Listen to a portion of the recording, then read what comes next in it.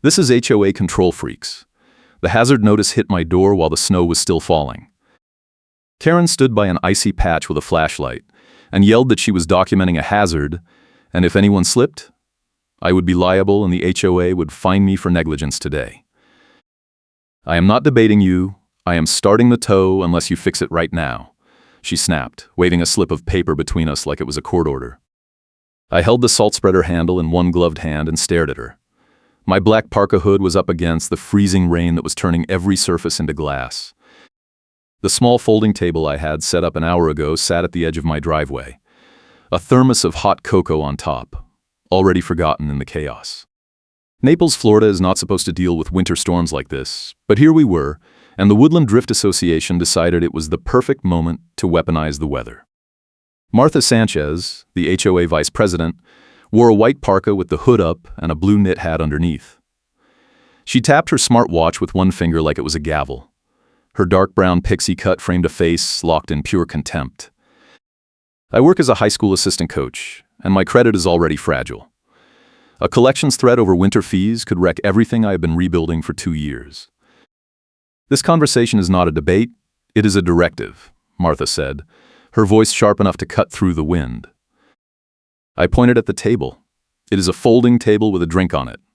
I am shoveling my own driveway. She stepped closer, boots crunching on the ice. That is an unapproved event setup. You did not file for a temporary structure permit. The bylaws are explicit. I laughed, then stopped when I saw she was serious.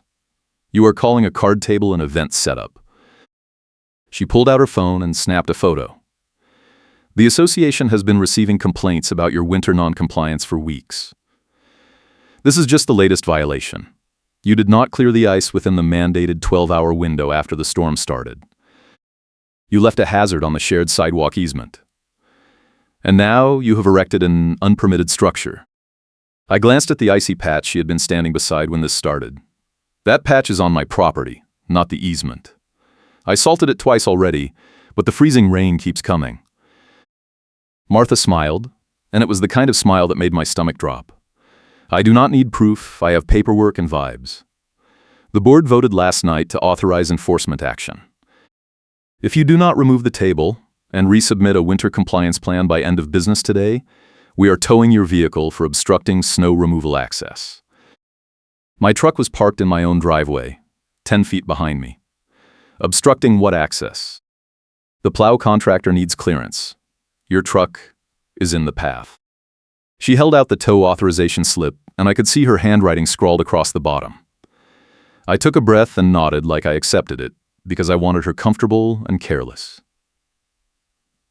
Let me move the table, I said quietly. Her smug expression softened just a fraction. Smart choice. I folded the table and carried it to the garage, the thermos balanced on top. When I came back out, Martha was still standing there, tapping her smartwatch again. She handed me a printed notice. This is your formal citation. The fine schedule is on page 2. You have 7 days to appeal, but the board does not usually overturn my decisions. I took the paper and stuffed it in my pocket beside the reflective triangle marker I always carried. How much? $250 for the unapproved structure? $500 for the ice hazard? Another $100 for failing to attend the emergency winter hearing last week. I stared at her. What hearing? The one we sent notice about. Check your mail. I never got any notice. Martha shrugged. That is not my problem. The board operates on good faith that members review their correspondence. The fine stands. Pay within 30 days, or it goes to collections. She turned and walked back toward the street, her boots leaving deep prints in the slush. A passerby holding up a phone with the screen turned away stood near the curb, filming the whole exchange. I gave them a small nod, hoping they caught everything. I went inside and pulled the notice out of my pocket. The hearing date was listed as 6 days ago, a Tuesday afternoon at 2. I had been at work, running drills with the junior varsity team. There was no way I could have attended, even if I had known. I flipped to the fine schedule and felt my chest tighten. $850 total, due in 30 days. My phone buzzed. A text from my contractor buddy Luis, who had been helping me document the snow removal work I had been doing since the storm hit 3 days ago. He sent a photo, a timestamp showing me salting the driveway at 7 in the morning, hours before Martha showed up. Another photo showed the folding table being set up at 9, with no snowbanks blocking the sidewalk. I saved both images and replied, "Thanks. I am going to need those." Luis texted back, "She is insane. I have call logs too. The plow company never complained about your truck." I sat at my kitchen table and pulled out every piece of mail I had received in the last 2 weeks. No hearing notice. No emergency winter compliance update. Nothing. I checked my email, my spam folder, even the old physical mailbox at the curb in case something had been delivered late. Empty. The next morning, I called the Woodland Drift Association Management Office. A bored voice answered. "Management Services. This is Denise. Hi, I am calling about a hearing notice I was supposed to receive last week. I never got it. Name and address?" I gave her the details. She put me on hold for 3 minutes, then came back. "Yeah, we show the notice was mailed on the 12th. Should have arrived by the 15th. I never got it. Can you resend it?" "Sure, but that does not change the fine. The hearing already happened. Can I get a copy of the notice?" "We can provide records requests for a fee. $25 per document, plus a 30-day processing window unless you pay the expedite fee." I leaned back in my chair. "How much is the expedite fee?" "Another $75. So $100 total to get proof of a notice I never received?" "That is our policy." I hung up and texted Luis. "They are hiding documents unless I pay bogus fees." He replied instantly. "That is illegal. File a complaint with the state." I spent the rest of the day researching Florida HOA law and discovered that associations are required to provide certain records within 10 business days for free, and charging excessive fees for basic documents can be challenged. I drafted a formal records request citing the statute and emailed it to Denise with a copy to the board. 2 hours later, Martha called me. Her voice was ice. "You are making this harder than it needs to be. Pay the fine and move on. I want proof I was notified about the hearing. The board operates in good faith. We do not have time to chase down every member who ignores their mail. Then show me the certified mail receipt." She paused. "We do not use certified mail for routine notices. So you have no proof you sent it. This conversation is not a debate, it is a directive. Pay the fine or face collections." That afternoon, a second notice appeared in my mailbox. This one was a retaliatory records denial unless I paid the ridiculous copy fees and waited 30 days. The notice also included a new fine, another $200 for failing to resubmit a winter compliance plan. Luis showed up at my door that evening, shaking his head. "She is farming complaints. I talked to your neighbor, the one 2 houses down. Martha came by yesterday and pressured him to sign a statement saying your truck was blocking snow removal. He refused, but she told him if he did not cooperate, the board would start inspecting his property for violations." I let Luis inside and showed him the stack of notices. He whistled. "You need a lawyer." "I cannot afford one. My credit is already fragile, and a collections threat over winter fees could wreck it. I need to fight this myself." Luis pulled out his phone. "I have tow dispatch logs and call recordings showing Martha authorized a tow without proper authority. The plow contractor supervisor told me off the record that she tried to get them to tow your truck even though it was not in the path. They refused because it would have been illegal. That is the evidence I needed. Can you get me copies?" "Already done." He sent the files to my email. "And I am not afraid of retaliation. I will testify if you need me." Over the next week, I built a packet.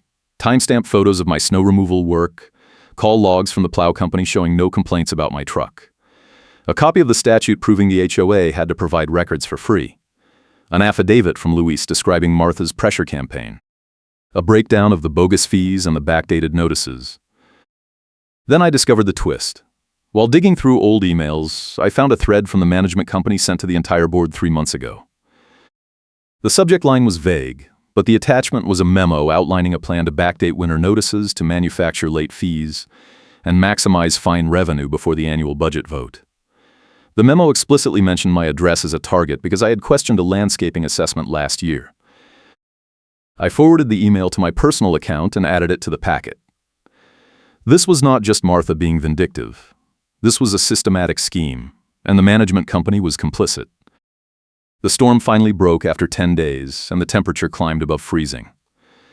Slush turned to puddles, and the snowbanks started to shrink. I got a call from the tow company. A gruff voice said, "We got a request from your HOA to impound your vehicle for non-payment of fines. I need to confirm your address. I am parked in my own driveway. There is no legal basis for a tow. Look, I am just doing my job. If the HOA says tow, we tow. Can you hold off for 24 hours? I have evidence that the authorization is fraudulent." The guy sighed. "I can give you until tomorrow morning. After that, I am hooking it up."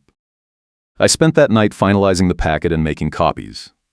One for the tow company, one for the management company, one for the HOA attorney, whose name I found on the association's website, and one for the police, in case things escalated. The next morning, I drove to the tow company's dispatch office and handed the packet to the supervisor. He flipped through it, his expression darkening. "This says the HOA vice president authorized the tow without board approval and lied about the truck obstructing snow removal." "That is correct. I also have call recordings from your plow contractor confirming my truck was never in the path."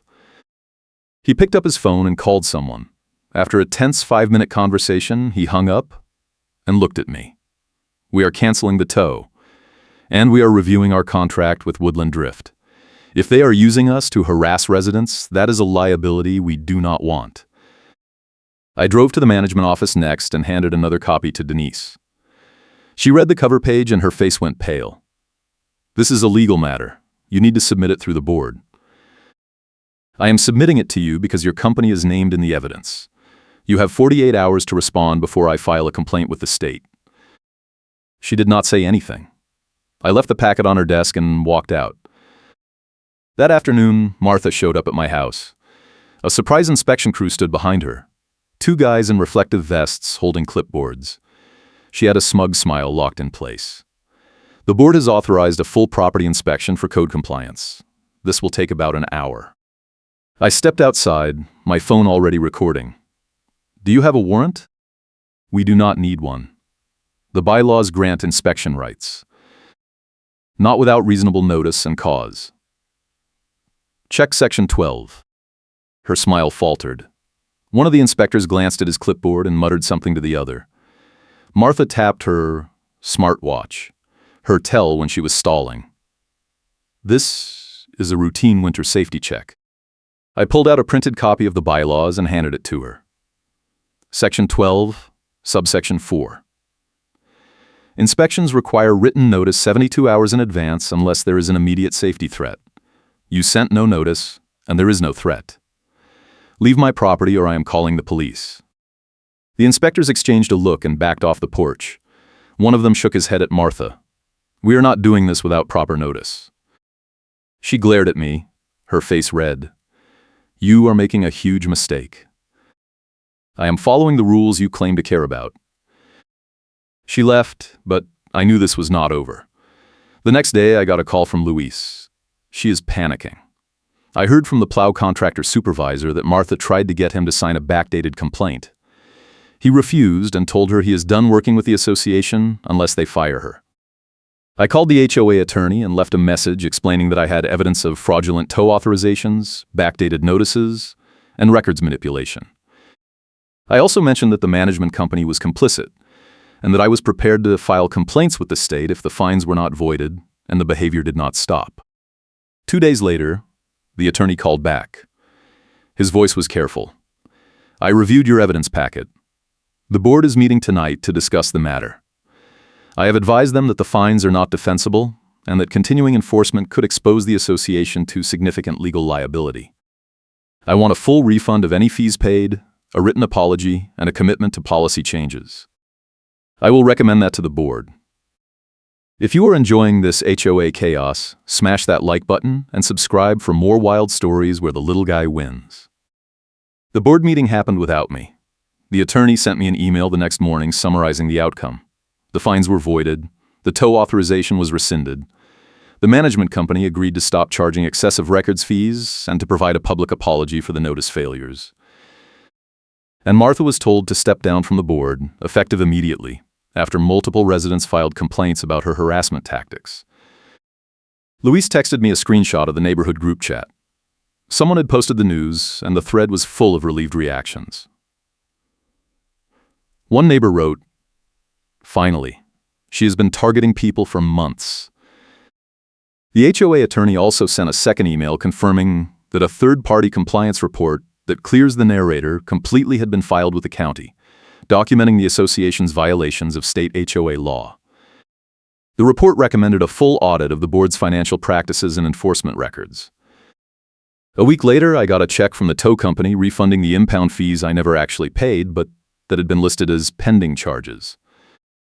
A letter from the company's legal department explained that they were canceling the HOA contract after reviewing the evidence packet, and that they regretted any inconvenience caused by the unauthorized tow attempt. Martha's smug smile vanished when the room turned on her.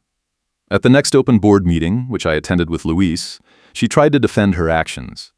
She stood at the front of the room, her white parka draped over the chair behind her, and argued that she had been following the bylaws to the letter. But when the attorney read aloud from the compliance report, detailing the backdated notices and fraudulent tow authorizations, her face went pale. One board member interrupted her and said, "This is not a debate. You are done."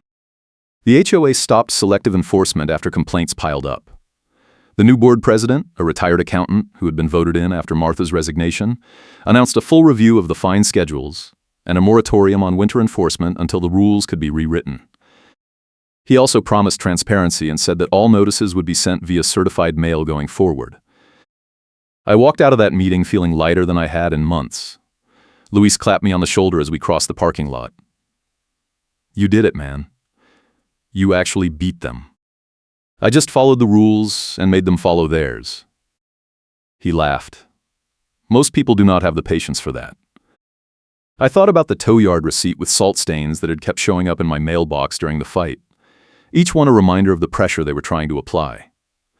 I thought about the icy morning when Martha stood by that patch with her flashlight, convinced she had me cornered.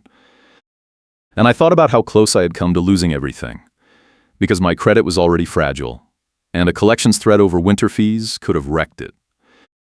But I had won. Not because I was lucky, but because I gathered proof, stayed calm, and used their own rules against them.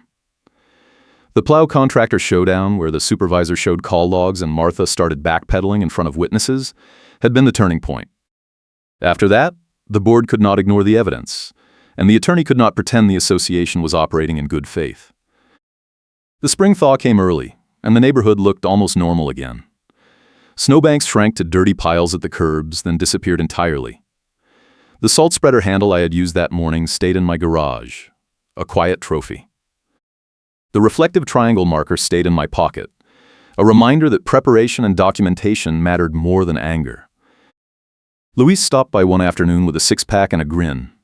I heard the management company got dropped by 2 other associations after word spread about what they did here. Good. They deserved it. He popped a can and raised it. To accountability. I clinked my can against his. To accountability. The new board sent out a survey asking residents what changes they wanted to see in the HOA's enforcement policies. I filled it out carefully, suggesting clearer notice requirements, limits on fines, and mandatory board training on state HOA law. A month later, the board adopted most of the recommendations and posted the updated bylaws on the association website. Martha disappeared from neighborhood events entirely. I heard through the group chat that she moved to a condo across town, one without an HOA. Someone joked that she probably tried to start her own board there and got shut down immediately.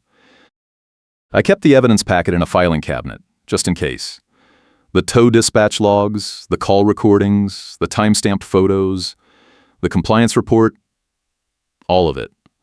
I also kept the email thread showing the management company's plan to backdate winter notices to manufacture late fees. That was the smoking gun. The proof that this was not just one vindictive board member, but a coordinated scheme. And I kept the memory of that icy morning when Martha handed me the tow authorization slip and said, "This conversation is not a debate. It is a directive." Because months later, when the board attorney read that line back to her during the meeting and explained how it demonstrated intent to harass, her face went white. The boomerang had hit. The neighborhood settled into a quieter rhythm. The new board focused on actual maintenance instead of enforcement stunts. The roads got repaved. The streetlights got fixed. The playground equipment got updated. It felt like a place people wanted to live again, instead of a place where they were constantly watching their backs. I ran into one of the inspectors from that aborted porch visit at a coffee shop downtown. He recognized me and shook his head. "I am glad you stood up to her. We were uncomfortable with that whole thing, but she kept insisting it was legal." It was not. "Yeah, we figured that out. We do not work with that management company anymore." The tow company supervisor sent me a follow-up email months later, confirming that they had refunded charges, voided my tow authorization, and canceled the HOA contract. He also mentioned that they had flagged Woodland Drift in their system as a high-risk client and would not be renewing any agreements with associations managed by that company. Luis and I stayed in touch. He helped me with a fence repair that summer, and we laughed about the absurdity of the winter fight. He told me he had gotten calls from other people in the neighborhood asking for his help documenting HOA overreach. Apparently, Martha had not been the only problem. The whole culture had been toxic, and people were finally willing to push back.